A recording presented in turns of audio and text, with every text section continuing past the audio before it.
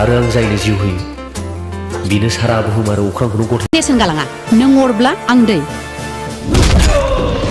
सोरखौ लानानै गोरा जादों नोंस्रालाय सोर दंबावो नोंस्रालाय खुलुमबाय लोगोफोर दिनैनि भिडिअआ आलादा रोखोमनि जागोन जे नोंथांमोननि गेजेरावहाय मोनसे गोदान रादाब होनो नागिरदों बे रादाबानो जाहैबाय लोगोफोर नोंथांमोनाथ' मिथिगौ जोंनि बर'नि फिल्म इन्डास्ट्रियावहाय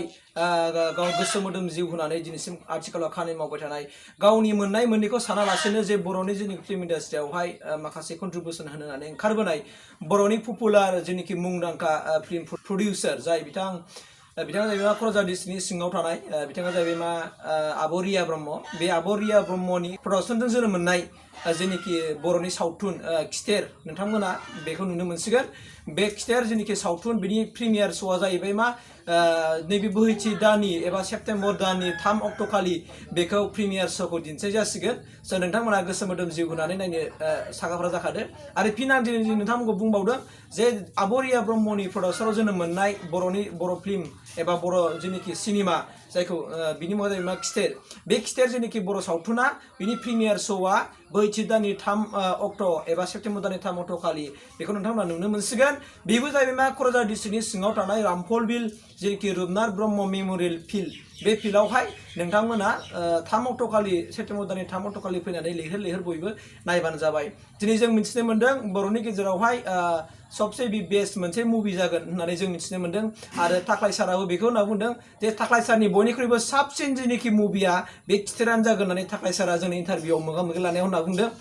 दा नोंथांमोनाथ' नायनो गोसो नङा होमबा स' बिनिखायनो आं नोंथांखौ खावलायदों जे अखा बारबाबो अखा फैबाबो बारहुंखा फैबाबो बाहाय जेबो गिनांगौ गैया मानोना बेनि जेनाखि प्रिमियार श'नि जेनाखि स्टेज खालामनाय बेखौ ओरैबायदि मोनसे सेफटियै मोनसे बेखौ खालामखाबाय अखा हाबाबो बाहाय अखा गोलैनाय नङा बेबायदि मोनसे ओरैबायदि स्टेन्डार्ड मोनसे स्टेज खालामनाय जादों थ' नोंथांमोना बेखौ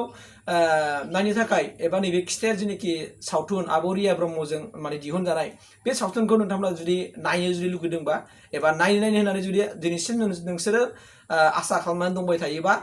नैबे बोहैथि दाननि सेप्तेम्बर दाननि जेनाखि 3 अक्ट' खालि नङा होमबा 3 अक्ट' खालि रामफल बिलनि जेनाखि रुपनाथ मेम'रियेल जेनाखि फोथारावहाय फैनानै नोंथांमोनहा बेलासि समाव फैनानै लैहोर फैनानै नायफैबानो जाबाय आरोखि नोंथांमोनाथ' मिन्थिखायो ओरैबायदि हिउज बुहुत मानसि जायो बेवहाय स' नोंथांमोनखौ मिजिंथिदों नोंथांमोना गासैबो फैगोन आरो बे सावथुनखौहाय नायफैगोन आं बेखौ मिजिंथिदों स' मिजिंथिबाय आरो फिन बुंबावदों आब'रिया ब्रह्म जेनाखि बर'नि गेजेराव दा मुंदांखा एबा जाखांफुबाय थानाय गावनि मोननाय मोननैखौ जेबो सानालासेनो बर' समाजाव एबा बर' फिल्म इन्डास्ट्रियाव माबा मोनसे बाहानदारि होलांनो होननानै दिनै बिथाङा थैथाब थांथाब मावगासिनो दङ बे आब'रिया ब्रह्मजोंनो दिहुनजानाय जेनाखि खिथेर बे बर' सावथुना अलरेडि बियो माबा जाखाबाय दा बेखौ जोङो रिलिज खालामनायनि सिगां बेखौ मा प्रिमियार श' खालामनो नागिरदों बे प्रिमियार श'खौ लादों जे रामफल बिल रुपनाथ मेम'रियेल जेनाखि फोथारावहाय बेखौ लानाय जादों ओंखायनो 3 अक्ट' खालि फैबाय थानाय नैबे जेनाखि सेप्तेम्बर दाननि 3 अक्ट' खालि मोनाबिलि समाव बेखौ नोंथांमोना बयबो फैनानै लैहोर नायफैबानो जाबाय दिनै 1 थारिख जाबाय नङा होमबा 1 2 3 होमबा गेजेराव सानसेल'सै अदेबानि सेटारडे खालि बेखौ बेलासियावहाय नोंथांमोना रामफल बिल मेम'रियेल रुपनाथ मेम'रियेल फिल्डआव थांनानै लैहोर नायनो हासिगोन फिन बुंबावदों बे सावथुननि मुङा जाहैबाय मा